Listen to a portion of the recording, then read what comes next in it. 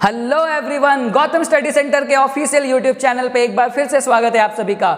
वो कहते हैं ना, मंजिल उन्हें मिलती है जिनके सपनों में जान होती है। मंजिल उन्हें मिलती है जिनके सपनों में जान होती है। पंखों से कुछ नहीं होता साहब, हौसलों से उड़ान होती है। इसी बात को सार्थक करते हुए आज मैं आपके लिए लेकर आया हूँ क्लास 11th का फिजिक्स। डियर स्टूडेंट्स, जैक के द्वारा जो मॉडल क्वेश्चन पेपर निकाला गया है उसी में आज हम लोग बात करने वाले हैं फिजिक्स की। केमिस्ट्री का वीडियो मैं ऑलरेडी अपलोड कर चुका हूँ, अगर आपने अभी तक नहीं देखा है तो हमारे चैनल पे जाएं और केमिस्ट्री का वीडियो जरूर देख लें। आज हम लोग बात करने वाले हैं मॉडल पेपर ऑफ फिजिक्स की, जो क्लास 11 जैक के लिए बहुत इंपॉर्टेंट है। तो डियर स्टूडेंट्स, बिना टाइम वेस्ट किए आइए शुरू करते हैं क्लास 11 फिजिक्स का model question paper. Dear students, बढ़ते हैं सबसे पहले सवाल की ओर। सबसे पहला क्वेश्चन आपके मॉडल पेपर पे है, an Indian scientist who won Nobel prize for physics is. Physics के लिए कौन से भारतीय साइंटिस्ट को नोबेल प्राइज दिया गया था? डियर स्टूडेंट्स, बहुत ही आसान सा जवाब है इसका, सर सीवी रमन। इसका जवाब है सीवी रमन।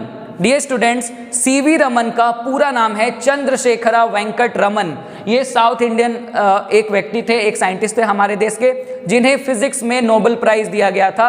और इन्हें जो नोबेल प्राइज दिया गया था वो स्कैटरिंग ऑफ लाइट नाम के इफेक्ट में इनका जो योगदान था उसके लिए दिया गया था। एंड मोस्ट इंपॉर्टेंटली इनके नाम से आपने पढ़ा होगा रमन इफेक्ट है। फिजिक्स का एक बहुत ही इंपॉर्टेंट टॉपिक है रमन इफेक्ट, जो हम लोग ग्रेजुएशन वगैरह क्लासेस में पढ़ते हैं। तो इन्हें रमन इफेक्ट और स्कैटरिंग ऑफ लाइट दोनों के लिए कंबाइंड रूप से नोबेल प्राइज से सम्मानित किया गया था। आइए बढ़ते हैं अगले सवाल की ओर। बढ़ते हैं दूसरे सवाल की ओर। डियर स्टूडेंट्स, बच्चों वाला सवाल है दूसरा, विच of the following is not a system of units. इसमें से कौन सिस्टम ऑफ यूनिट नहीं है? और हमारे जो ऑप्शन है उसमें से एक है MKS। तो आप तो जानते हो MKS एक सिस्टम ऑफ यूनिट है, जिसका मतलब होता है metre kilogram second unit. Okay, उसके बाद है CGS।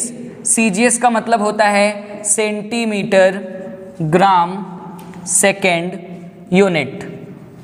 ओके, तो MKS एक यूनिट है जिसका नाम है, सिस्टम ऑफ यूनिट है MKS, मीटर किलोग्राम सेकेंड।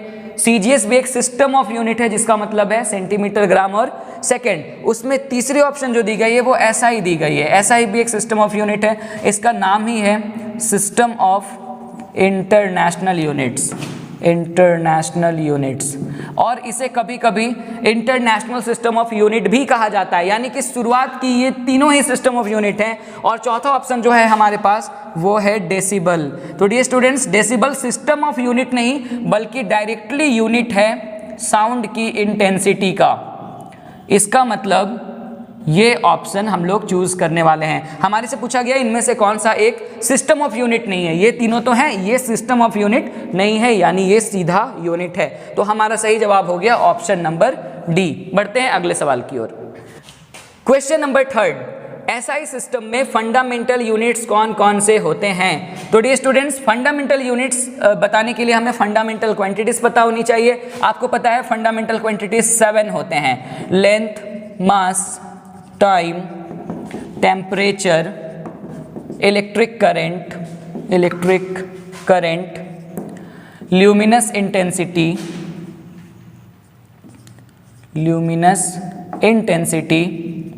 और लास्टली अमाउंट ऑफ सब्सटेंस। तो डियर स्टूडेंट्स, ये 7 हमारे फंडामेंटल क्वांटिटीज होते हैं। अब इनके जो यूनिट होंगे वही फंडामेंटल यूनिट्स होंगे। तो आपको पता है लेंथ का यूनिट होता है मीटर, मास का यूनिट होता है किलोग्राम, शॉर्ट में केजी कहते हैं, टाइम का यूनिट सेकेंड, टेम्परेचर का यूनिट केल्विन, इलेक्ट्रिक करंट का यूनिट एम्पियर, ल्यूमिनस इंटेंसिटी का कैंडेला, अमाउंट ऑफ सब्सटेंस का मोल। तो हम लोग ऑप्शन देख लेते हैं। पहले ही ऑप्शन में आप देख सकते हैं metre, kilogram second, kelvin, ampere, mole और कैंडेला दी गई है। यानी हमारा इसका जो सही जवाब है वो है ऑप्शन नंबर ए। चलिए बढ़ते हैं अगले सवाल की ओर। डियर स्टूडेंट्स, क्वेश्चन नंबर 4 है काइनेमेटिक्स का क्वेश्चन, क्लास 11th में आपने पढ़ा होगा। सवाल है, a vehicle travels half distance with speed v1 and half with speed v2, then its average speed is. तो डियर स्टूडेंट्स, एवरेज स्पीड का फॉर्मूला तो आप जानते ही हो। एवरेज स्पीड का फॉर्मूला होता है total distance travelled by total time taken. Total time taken. और हमारे इस सवाल में दी गई है कि एक व्हीकल है जो अपनी हाफ डिस्टेंस, यानी आप मान लो यहाँ से यहाँ तक की जो डिस्टेंस है, अगर हम इसे d1 मान लें, ये डिस्टेंस ये v1 स्पीड से तय करती है और अगली डिस्टेंस d2 ये v2 स्पीड से तय करती है। और दोनों डिस्टेंस क्योंकि हाफ हैं तो आप कह सकते हो कि d1 और d2 दोनों आपस में इक्वल हैं, तो इनके बदले हम लोग क्या लिख सकते हैं, d लिख सकते हैं। टाइम का यहाँ पे कोई जिक्र नहीं किया गया है और हमारे से पूछा गया है एवरेज स्पीड क्या होगी। तो डियर स्टूडेंट्स ध्यान से देखिए, इस फॉर्मूले पे पुट करेंगे हम लोग टोटल डिस्टेंस ट्रेवल्ड। तो पहली डिस्टेंस को हम लोग बोल रहे हैं d1, दूसरे डिस्टेंस को बोलेंगे d2। दो ही डिस्टेंस तय की है ऑब्जेक्ट ने, और जो टाइम लगा है, सपोज कर लेते हैं कि d1 डिस्टेंस तय करने में ऑब्जेक्ट को t1 टाइम लगा है और d2 डिस्टेंस ट्रेवल करने में ऑब्जेक्ट को t2 टाइम लगा है। तो हम लोग यहाँ लिखने वाले हैं t1 plus t2 total time taken के जगह पे, क्योंकि ऑब्जेक्ट ने 2 बार डिस्टेंस कवर की है। अब आप बहुत अच्छे से एक फार्मूला जानते हैं और वो फार्मूला होता है velocity is equal to displacement by time, या इसके जगह आप speed is equal to distance by time भी पुट कर सकते हो। Speed is equal to distance by time. अगर हम लोग यहाँ से टाइम निकाल लें तो टाइम अगर यहाँ आ जाए तो हमारा फॉर्मूला होता है डिस्टेंस बाय स्पीड। तो डियर स्टूडेंट्स, हम लोग के पास टाइम तो दी नहीं गई है क्वेश्चन में, तो हम लोग टाइम को क्या करेंगे ना, डिस्टेंस बाय स्पीड में कन्वर्ट कर लेंगे। पहले इसको सॉल्व करते हैं। d1 प्लस d2 को क्या लिख सकते हैं, आप देखो दोनों डिस्टेंस हाफ है तो दोनों डिस्टेंस आपस में इक्वल है, तो d1 और d2 दोनों की जगह हम लोग क्या लिख सकते हैं, d लिख सकते हैं। तो ये हो गई d प्लस d। और t1 को क्या लिख सकते हैं, तो आप देख लो टाइम को लिखा जा सकता है distance by speed d by v, है ना। तो t1 को क्या लिख सकते हैं, t1 को लिख सकते हैं d1 by v1 plus d2 by v2। फिर इसे सॉल्व करेंगे तो d plus d is 2d, और यहाँ आपको पता है कि d1 और d2 जैसी जो 2 डिस्टेंसेज हैं हमारे पास वो दोनों ही d है, तो इसे d बाई v1, इसे लिखने वाले हैं d बाई v2। फिर से इसे सॉल्व करते हैं तो हमारे पास आता है 2d डिवाइडेड बाय, यहाँ पर v1 और v2 का एलसीएम ले लेंगे तो v1 v2 आ जाएगा, और एक बार v1 v2 को यहाँ पे हम लोग एलसीएम लेंगे तो v1 कैंसिल हो जाएगा, और एक बार आएगा v2d प्लस v1d, जिसे हम ऐसे भी लिख सकते हैं v1d plus v2d। Dear students, अब इसे सॉल्व करेंगे तो it can be written as 2d by 1, और ये पलट जाएगी तो ये कुछ ऐसी हो जाएगी v1 v2 by v1, sorry यहाँ मल्टीप्लाई का साइन होगा, v1 v2 ये ऊपर चली गई और ये टर्म नीचे v1d प्लस v2d, तो v1d प्लस v2d।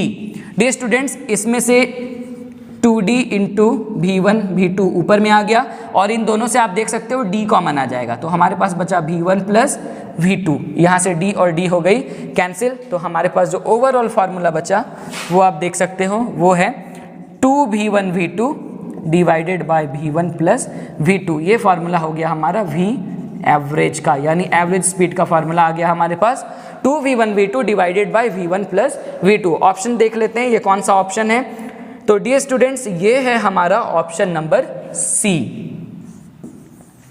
चलिए बढ़ते हैं अगले सवाल की ओर। क्वेश्चन नंबर 5 आप देख सकते हो। क्वेश्चन नंबर 5 में जो हमारे पास सवाल है वो है which of the following can be used to describe how fast an object is moving along with the direction of motion at a given instant of time।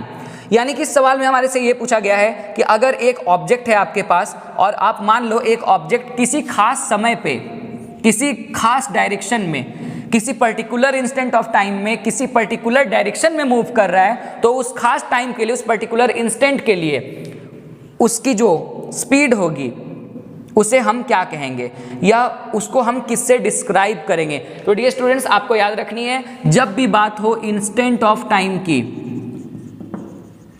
Okay, और जब भी बात हो एक पर्टिकुलर डायरेक्शन की, पर्टिकुलर डायरेक्शन, तो सबसे पहले तो आप 2 बातें याद रखिएगा। सबसे पहली बात यह है कि ऑब्जेक्ट अगर मूव कर रही है समय के साथ तो ऑब्जेक्ट कुछ डिस्टेंस तय कर रही है हर बार समय के साथ, और इंस्टेंट ऑफ टाइम के साथ जब भी हो तो उस चीज़ को हम लोग इंस्टेंटेनियस बोलते हैं। इंस्टेंटेनियस का मतलब क्या होता है, इंस्टेंटेनियस हम लोग एक ऐसे सिचुएशन को बोलते हैं जहाँ पे हर पल ऑब्जेक्ट की डिस्टेंस चेंज हो रही होती है, ऑब्जेक्ट की स्पीड बदल रही होती है। फॉर एन एग्जाम्पल, अगर आपका कोई दोस्त बाइक चलाए और ये कहे कि कल मैंने 120 के स्पीड में बाइक चलाई, तो वो ये कहना चाह रहा है कि 120 के स्पीड में उसने बाइक नहीं चलाई, बल्कि कुछ सेकंड के लिए, कुछ पल के लिए, कुछ मिनटों के लिए उसके बाइक में जो स्पीडोमीटर का कांटा है वो 120 पे आ गया।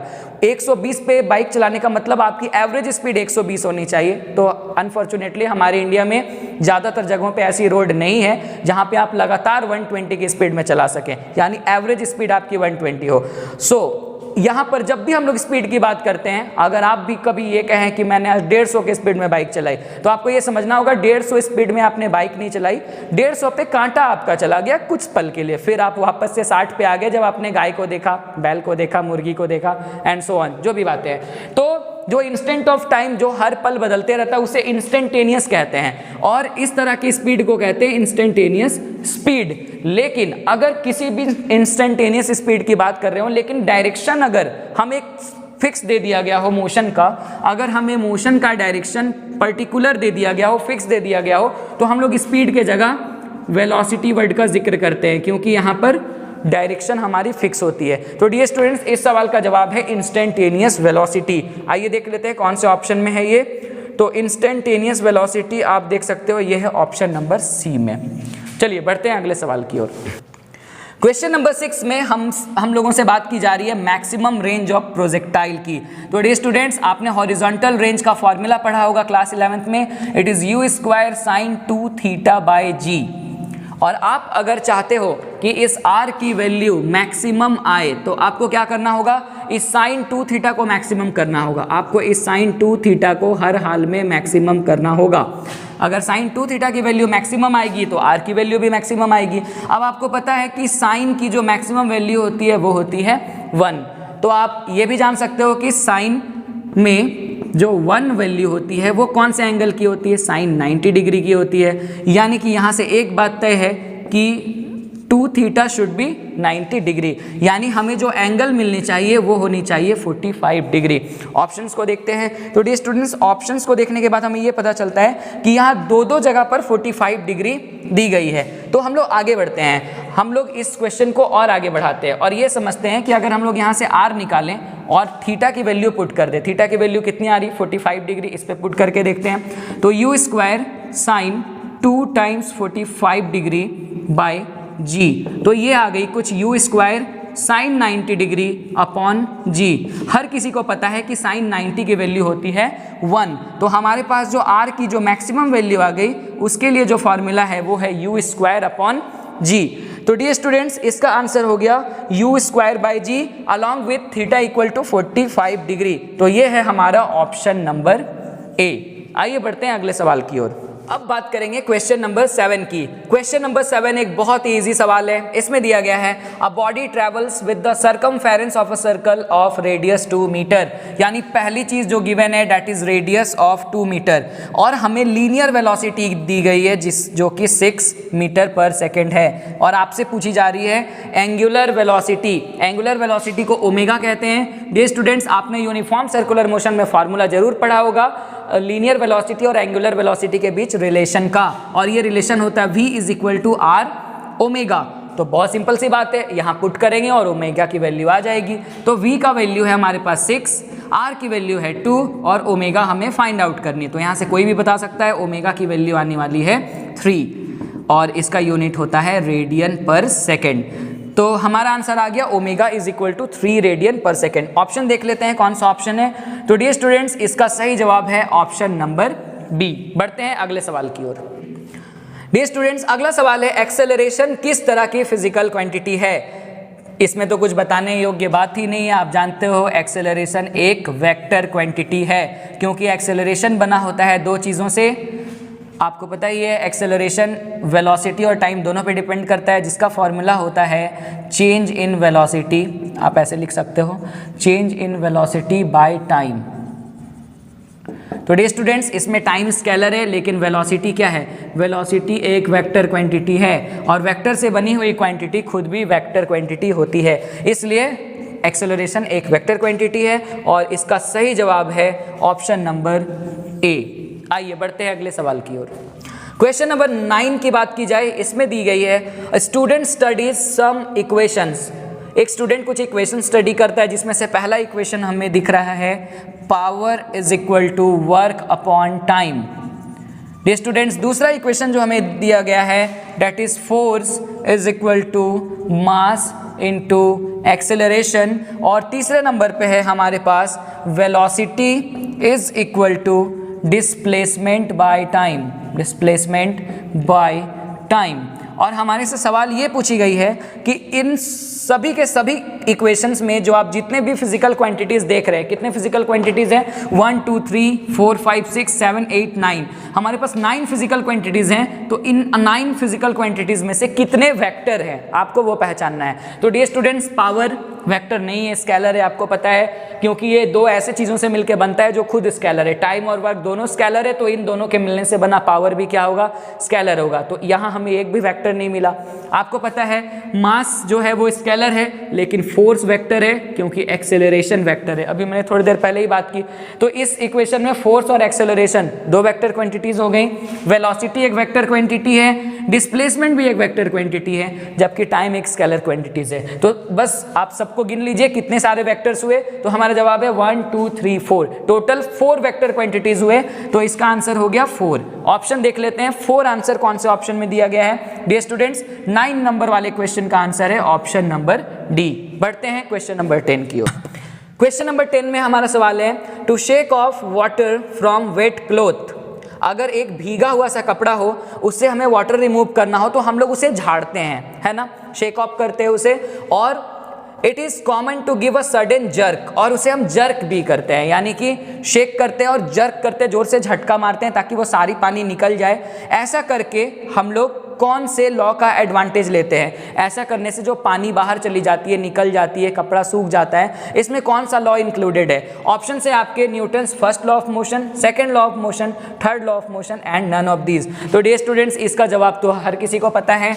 इसका जो मेन कारण है वो है इनर्शिया, और इनर्शिया हम लोग न्यूटन के कौन से लॉ में पढ़ते हैं? तो जवाब है न्यूटन के फर्स्ट लॉ ऑफ मोशन में, Newton's first law of motion. तो डियर स्टूडेंट्स, इस क्वेश्चन का जवाब हो गया question number option number A, जिसमें हमें क्या होती है, इनर्शिया को फॉलो करते हुए हम लोग कपड़े से सारे के सारे पानी को झटका देकर बाहर कर देते हैं। बढ़ते हैं अगले सवाल की ओर। अब बात कर लेते हैं क्वेश्चन नंबर 11 की। क्वेश्चन नंबर 11 में हमारा सवाल है why we experience recoil in a gun after firing a bullet. Dear students, आपने रिकॉइल ऑफ अ गन पढ़ा होगा। रिकॉइल ऑफ अ गन क्या होता है? जब भी हम लोग किसी गन से बुलेट को फायर करते हैं तो वो गन जो है, जो बंदूक है, हमें पीछे की ओर बैकवर्ड डायरेक्शन में एक किक लगाती है, यानी झटका देती है, जिसे हम लोग रिकॉइल ऑफ अ गन कहते हैं। और ये झटका बहुत तेज हो सकता है। ये इस बात पर डिपेंड करता है कि जो गोली, जो बुलेट निकली है, उसकी स्पीड कितनी है, उसकी मोमेंटम कितनी है। तो हमारा सवाल है कि हम लोग गन में रिकॉइल क्यों फील करते हैं जब हम लोग एक बुलेट को फायर कर रहे होते हैं? तो इसका जो सही ऑप्शन है वो है क्योंकि बुलेट का जो मोमेंटम होता है डियर स्टूडेंट्स, वो बहुत ही लार्ज होता है। बुलेट का मोमेंटम बहुत ज़्यादा होता है क्योंकि बुलेट की जो स्पीड होती है वो बहुत तेज होती है। कुछ गन्स में बुलेट की स्पीड 90 मीटर पर सेकेंड के आसपास होती है, इनफैक्ट उससे भी ज़्यादा हो सकती है। तो इसका सही जवाब है ऑप्शन नंबर बी। चलिए बढ़ते हैं अगले सवाल की ओर। क्वेश्चन नंबर 12 बहुत ही आसान बच्चों वाला सवाल है। इसमें आपको दिया गया है the mass of a body is 2 kg, यानी एक वस्तु है और एक ऑब्जेक्ट है जिसका मास 2 kg है, और आपको बताना है कि इसका वेट कितना होगा। तो डियर स्टूडेंट्स, आप में से हम सबको पता है कि वेट जो होता है वो मास और एक्सेलरेशन ड्यू टू ग्रेविटी पे डिपेंड करता है। यानी वेट का फॉर्मूला होता है mg, जिसमें से g की वैल्यू आपको दी नहीं जाएगी, g की वैल्यू तो आप जानते ही हो। एक्सेलरेशन ड्यू टू ग्रेविटी की वैल्यू होती है 9.8 मीटर पर सेकेंड स्क्वायर। तो m हमें पता है, g की वैल्यू हम ऑलरेडी जानते हैं, तो वेट बताना हमारे लिए कोई भी बड़ा चैलेंज नहीं है। तो 2 टाइम्स हम लोग मल्टीप्लाई करने वाले 9.8 को, तो हमारा जो आंसर आ गया वो है 19.6, और वेट का यूनिट हो गया न्यूटन। तो हमारा जवाब है 19.6 न्यूटन। ऑप्शन देख लेते हैं। इस वाले सवाल में जो हमारा सही जवाब है वो है ऑप्शन नंबर ए। चलिए बढ़ते हैं अगले सवाल की ओर। अब बात करते हैं क्वेश्चन नंबर 13 की। डियर स्टूडेंट्स, क्वेश्चन नंबर 13 में हमारे से पूछा जा रहा है a passenger in a moving बस इज थ्रोन फॉरवर्ड, यानी कि बस में बैठा हुआ पैसेंजर आगे की ओर चला जाता है, आगे की ओर झुक जाता है, फेंका जाता है, जो भी आप कह लो।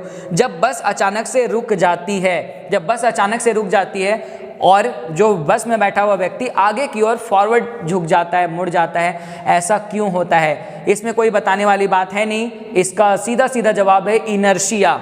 और इनर्शिया जो है वो हम लोग न्यूटन के कौन से लॉ में पढ़ते हैं? फर्स्ट लॉ में। तो Newton first law of motion इसका आंसर है, यानी इसके लिए जो सही जवाब है वो है ऑप्शन नंबर ए। चलिए बढ़ते हैं अगले सवाल की ओर। क्वेश्चन नंबर 14 में क्वेश्चन है conservation of momentum in a collision between particles can be understood from. Dear students, किसी भी सिस्टम के अंदर जो पार्टिकल्स होते हैं जिनके अंदर कॉलिजन हो रहा होता है, जिसमें मोमेंटम कंजर्व हो रही होती है, उसको किस तरीके से समझा जा सकता है?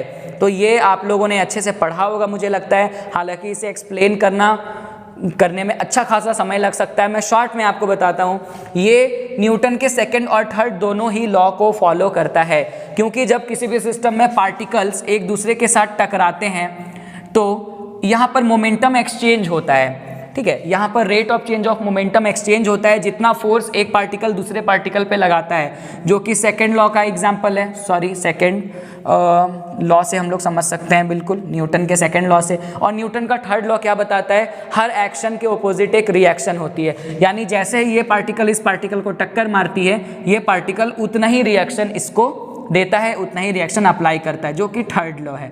तो सीधे सीधे शब्दों में समझा जाए तो इसमें न्यूटन का सेकंड और थर्ड लॉ दोनों ही इन्वॉल्व है। जब बात मोमेंटम की जाती है तो सेकंड लॉ इन्वॉल्व होता है, बात फोर्स की जा रही होती है तो थर्ड लॉ इन्वॉल्व होता है, यानी इसका जो सही जवाब है वो है ऑप्शन नंबर डी। चलिए बढ़ते हैं अगले सवाल की ओर। क्वेश्चन नंबर 15 थोड़ा दम वाला क्वेश्चन है। डियर स्टूडेंट्स, एक ब्लॉक है जिसका मास m है और उसे एक फ्लैट सरफेस पे रखा गया है। मान लो आपकी एक फ्लैट सरफेस है, इस पे m मास वाले एक ऑब्जेक्ट को रख दिया गया है। चलिए मैं यहाँ लिख लेता हूँ, इस ऑब्जेक्ट का मास है m। और अब हम लोग इसके बारे में समझते हैं कि जब एक फोर्स अप्लाई किया जाता है इस पर to move it parallel to the surface, ताकि ये सरफेस के पैरेलल मूव करे। मान लीजिए इस ऑब्जेक्ट पे इस डायरेक्शन में एक फोर्स लग रही है, यानी इधर हम लोग लगा रहे हैं अप्लाइड फोर्स। तो डियर स्टूडेंट्स, आप जानते हैं कि जिस डायरेक्शन में फोर्स लगती है उसी डायरेक्शन में नीचे की ओर टेंजेंशियली इस पे फ्रिक्शन काम करते हैं, यानी यहाँ पर लगने वाली है फोर्स ऑफ फ्रिक्शन। और फोर्स ऑफ फ्रिक्शन जो है उसका फॉर्मूला होता है F is equal to mu R, जहाँ पर म्यू जो है वो कोफिशिएंट ऑफ फ्रिक्शन है, आपने पढ़ा होगा ना, mu is equal to F by R. ठीक है, यहीं से ये फार्मूला आ गया F is equal to mu R, जिसमें R क्या है? R नॉर्मल रिएक्शन है जो किसी भी ऑब्जेक्ट पे ऊपर की ओर लगती है, और इसी R को बैलेंस करने के लिए नीचे की ओर एक फोर्स लगती है जिसे हम लोग क्या कहते हैं? mg कहते हैं, है ना, जिसमें m क्या है? मास है ऑब्जेक्ट की, m जो है वो ऑब्जेक्ट की मास है।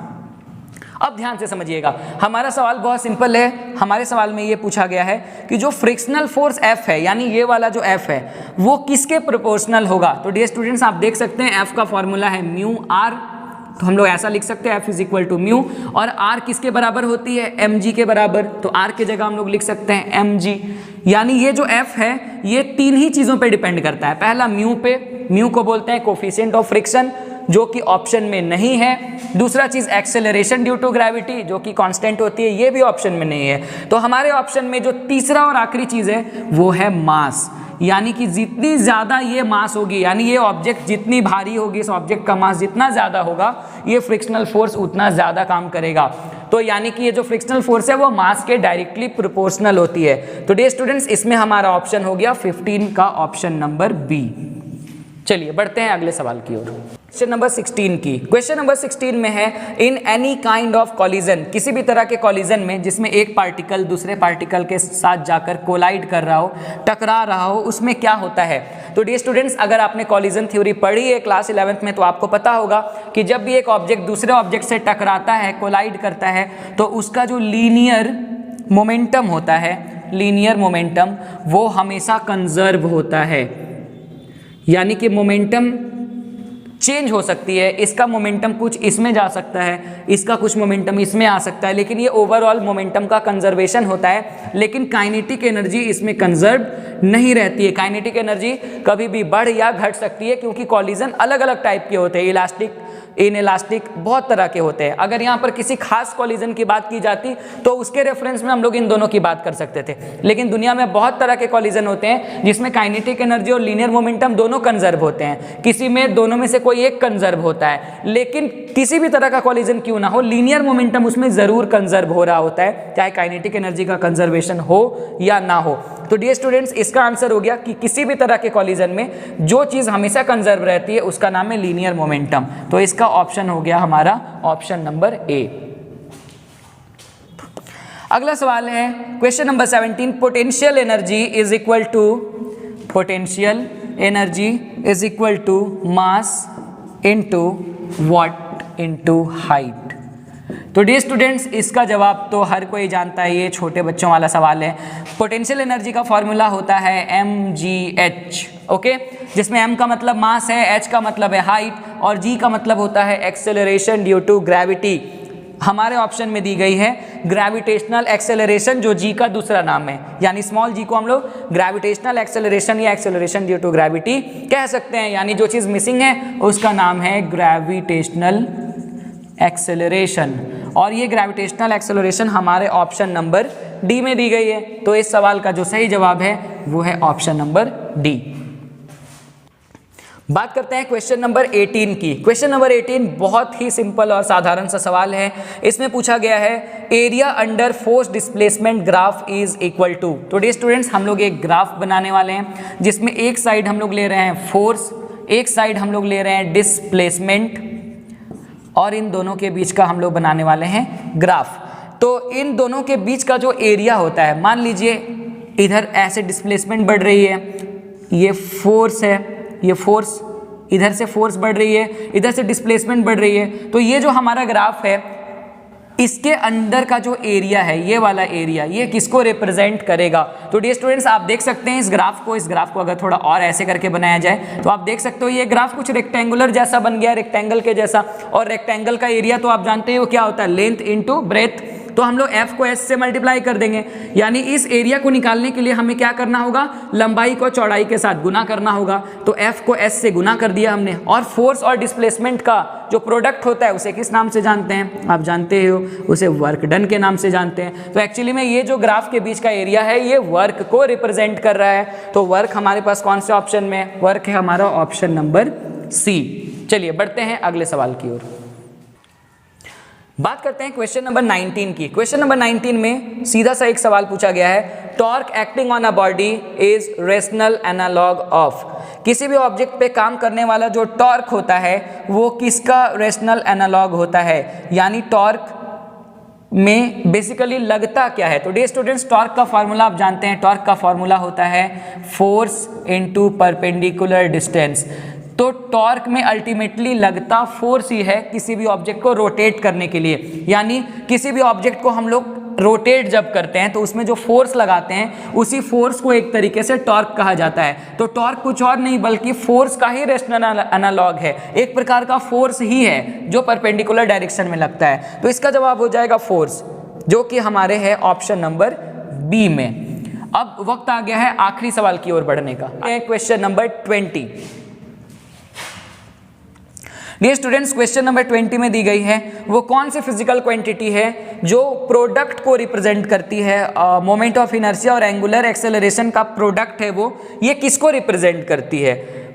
मोमेंट ऑफ इनर्शिया यानी आई की बात हो रही है और एंगुलर एक्सेलरेशन यानी अल्फा की बात हो रही है। तो डियर स्टूडेंट्स, इन दोनों का प्रोडक्ट आई इंटू अल्फा ये किसको रिप्रेजेंट कर रहा है? आपको तुरंत याद हो गया होगा, क्लास 11th में आप पढ़ चुके हैं। ये भी टॉर्क का ही फॉर्मूला होता है। टॉर्क का फॉर्मूला होता है ये moment of inertia into angular acceleration. तो डियर स्टूडेंट्स, इसका जवाब हो जाएगा टॉर्क, जो कि है हमारे ऑप्शन नंबर बी में। इसी के साथ समय आ गया है कि हम लोग आज की वीडियो को यहीं पे समाप्त करें। 20 क्वेश्चंस हमारे कंप्लीट हो गए हैं। बाकी के 20 क्वेश्चंस मैं बहुत जल्दी अपलोड करूंगा इस वीडियो के जस्ट थोड़े ही देर के बाद।